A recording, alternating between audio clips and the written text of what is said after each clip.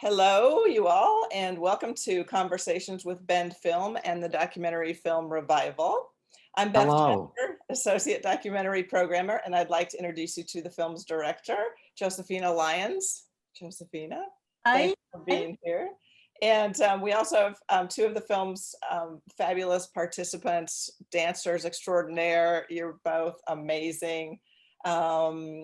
Thank you. Marty Thomas Wood and George Faison. Hi, how are you? I'm good, thank you. You guys, this is an extraordinary film. I mean, just the whole idea and just seeing the four of you teaching, it's just amazing, just amazing.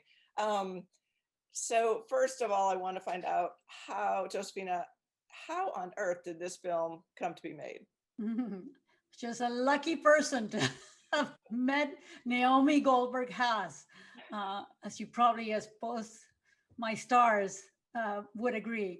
I take dance classes. I had just moved to New York City from Boston, and I was looking for some kind of activity to do, and I found these modern dance classes taught by Naomi Goldberg Haas, and something I had not done in many, many years. So I resumed taking classes, and I remember her taught, this is now 3 years ago, she casually mentioned one day that she was putting together this program called Revival, where she would bring these legendary choreographers together and to choreograph dance pieces with New York seniors. And she said something to the effect of, "Oh, someone should be filming this." I just, I was looking for something to work on, and that just made my day. So, and fortunately, Naomi let me do it and gave me complete freedom. I had nothing to do with the filming, didn't even see it until after it was done. So that's how it all started. Okay. So, George, how did you get involved in this program? Well, Naomi called me. We were always trying to get together and do something. She invited me to the library on one rainy day. And then and while I was looking at the people, they started talking about where they came from and what they did. So it was more interesting than just dancing. And then you have people who have had careers in dance or still working on dance that who are retired and so forth. And I found that interesting because we are in a different part of our lives, and we are all kind of trying to find something to expand in. But what I found is that we were reaching back and trying to revive some of the things that we got or you get when you study dance at an earlier ages, trying to remember the body is fighting you and you're fighting back, and you're trying to remember all of those wonderful times, wonderful days, when you taught and you had really great students at that particular time. And then you calm down, as you get more mature, and you assess people who didn't have the joy of dancing, and giving back to them, and striking a few familiar chords is really great. But then the added bonus is they revive some of the dances that they Marnie and all of the other people from that modern dance era, beautiful dances that The Martha Graham era, I guess. yeah, oh, absolutely. The era, it should still be here. We should, I think like ballet is something that you never let go of. Interesting. Marnie, so tell us about your experience doing this and why you decided to do it. Well, I was contacted by Naomi because she was very interested in doing something for senior citizens. And having been in the Graham Company back in the 1950s and 60s, I qualified as an old person. And I'm also qualified as, But young at heart, I'm sure. but I had been involved in dance during that time with my friend and colleague, Ellen Graff. And so we began to work with the ladies and gentlemen that were interested in something that would come from that time. So we actually based our approach from Graham herself. And we took the expressive idea and the fact that she was trying to say something and move through some of the background of her, not the movement, but the intention. And that's what really appealed to those in the class. And they brought themselves to tell part of their story and joining it in.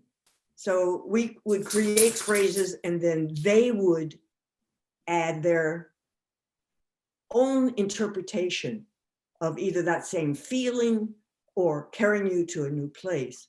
And that became part of the way we worked the whole scope of our class was to find what brought them out individually. And then from the inspirations that had come from the generation of modern dance. Modern, right. I don't use that word anymore. Yes. So, George, do you have anything to add to that? Yes. I mean, I also that, have, there was, getting it, from those dances. When I first started modern dance, I was actually in DC, and I came up one weekend with the people I was dancing with. I can't, who were the modern dancers down there in DC? I can't read. Is it Ethel Butler? Ethel Butler, yes, of course. Yeah. She was also an old, she was older Yes, no, I learned from them. I learned Humphrey. I learned the what is that spiritual dance that she did? What is it? Shaker? Huh? You're bringing it back to my own mind, what I have done. And that's so I've learned from those older, right. Older modern dancers. I had the great good fortune of learning from them. So I learned, Humphrey Weidman dances. Carolyn Tate was teaching at Howard University. And I learned from Mary Rose Allen, who brought modern dance, actually to Howard University, which is where I had gone while I was still in high school, and started that modern dance. Mary Craighill, who did liturgical dance. You know Mary Craighill? of her. I don't know. Yes, I danced with her in the Episcopal Church across from the Library of Congress in DC that Lyndon Baines Johnson went to. So we, I toured and traveled that. I keep thinking of Gordon. What is his name? Gordon, modern dancer here in New York, Marnie. That modern dancer downtown. And it was such an experience. They weren't hippies. They weren't, beatniks or anything like that. They were so intensely, when you were saying the intent, I immediately understood what you were talking about, because that leads to unraveling kind of the mystery of how we move, how we think of things, and how we innovate things that we've seen, that we learn from other people, and so forth. So I had that kind of classical education as far as modern dance, because I think that was at the very, very beginning. And learning Shaker, it really was an experience. And then to go on to Alvin Ailey, which I, danced with all of that time, it was, there's an absolute connection with all of that. And then, of course, Martha Graham, I felt, was the greatest in that she did exactly what she wanted to do. And when I realized that, it was a certain amount of freedom that I felt. You know, you take oneself and you see in another person what freedom really is. So when I saw Clytemnestra and the choreography, I threw my hands up and said, yes, that's what I wanted to do. It was with Alvin and with all of those modern dancers, and Dunham, who I danced with, and Sevilla Fort, all of those. And I actually met La Lupovich at I forgot her. I just said her name. She's one of the Dunham offsprings, and there we were in the conversation. You don't know who you're going to meet, and you don't know who you're going to go through life with, and know all of those people I knew, all of that time in that modern dance, and their intensity, the intensity of all that dancing. One of the things that was really exciting about the work of these pioneers really had to do with the fact as well that they kept, each time they were working on something, it was of that moment, and then they moved on, and then they moved on. And part of what was exciting was that in a decade, a whole change would happen in terms of their approach. And it really stayed with each time. Yes. Renewed as new things and new ideas came up, then those would be incorporated. As new world wars would break out, as there would be a depression, as there would be something else. All of these things. Right. And it renewed. And that was one of the things that Ellen and myself were trying to convey. It was purpose, intent, and purpose. You know what I mean? I think of that. Absolutely. Come from where you want to say something. And that's you may not want to say what the next person wants to say, but that's why these particular giants made such an impression, is because they encouraged the speaking of that time and that moment and of that individual, and then move on. Right. Absolutely. Interesting. George, how long did you dance with Alvin and Ailey Company? I danced from 66 to 70. And I heard you might have won a Tony Award. I won the Tony Award, right? Tell us about that. No, I won the Tony Award for knowing all that I knew about dance, because then I could use everything. So I owned everything. So, as far as the dance was concerned, because of my experience and who I had come in contact with, all of those people that I grew up in DC with, including the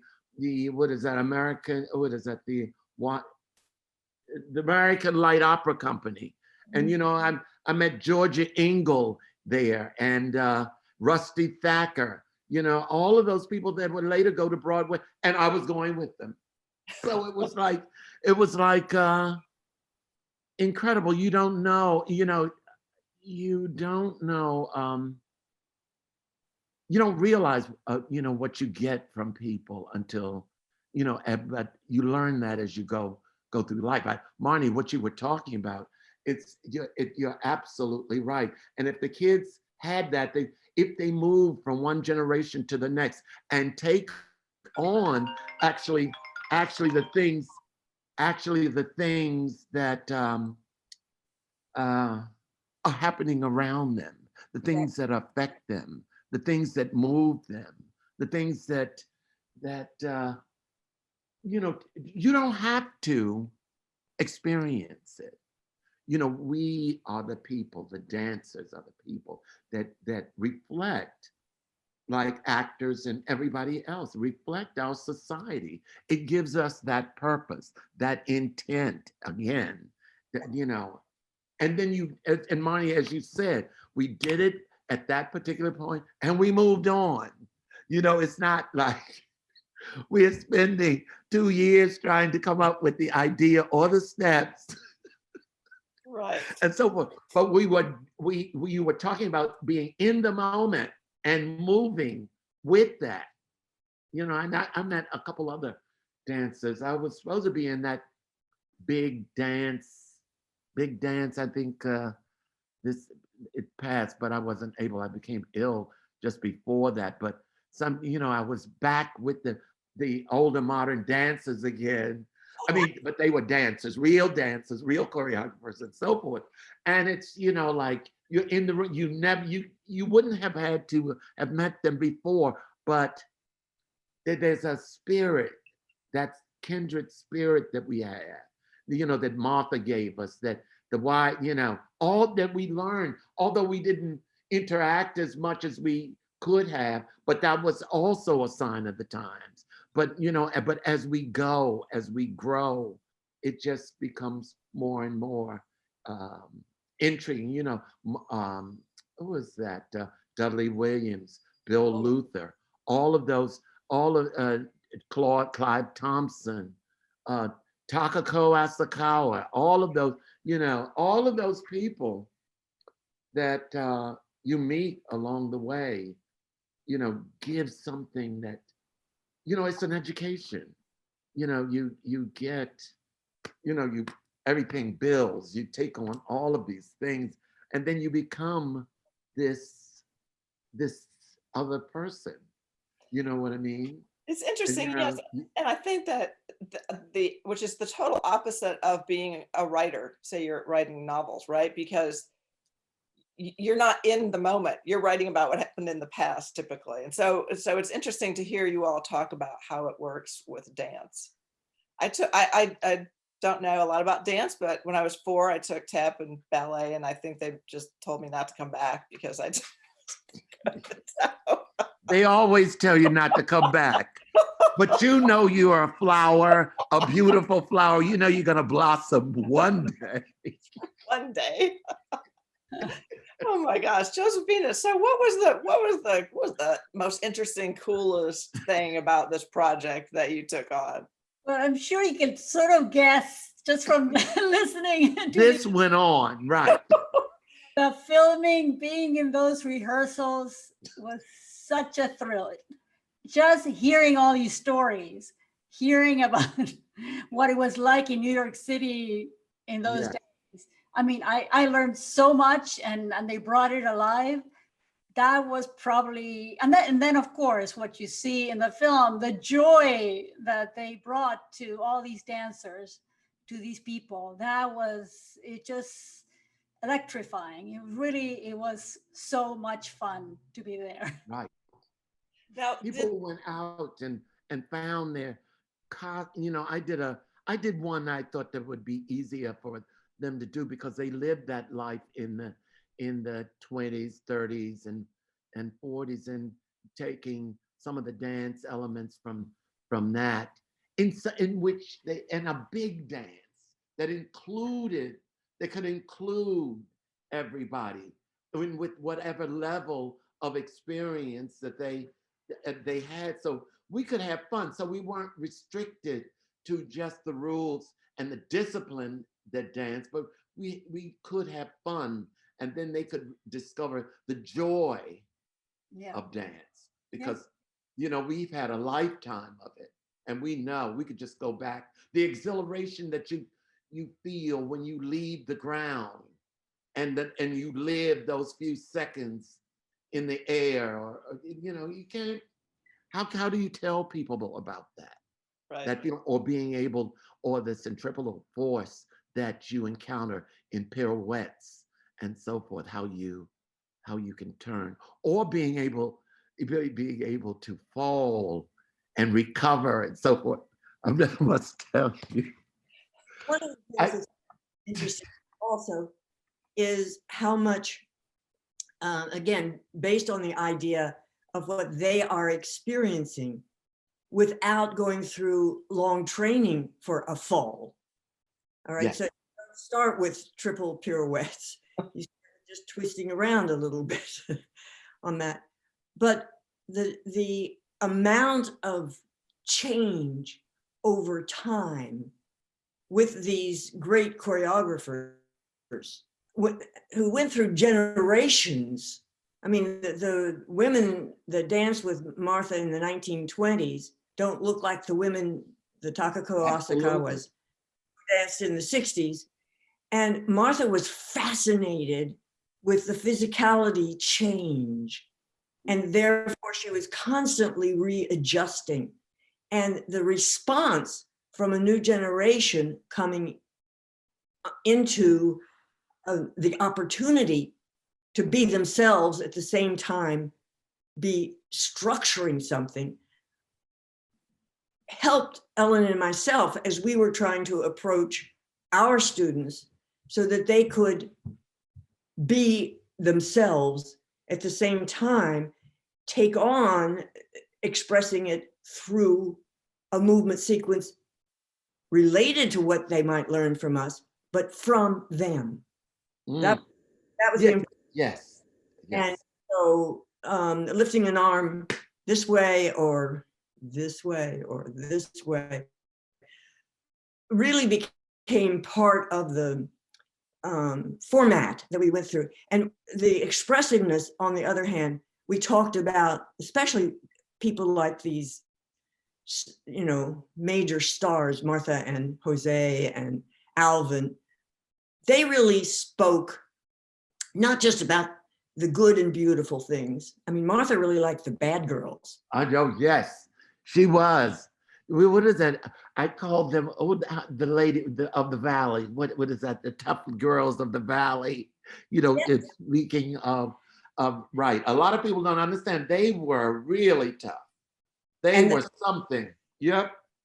That was that was the whole point also in approaching our class, is you don't have to always just be the pretty thing.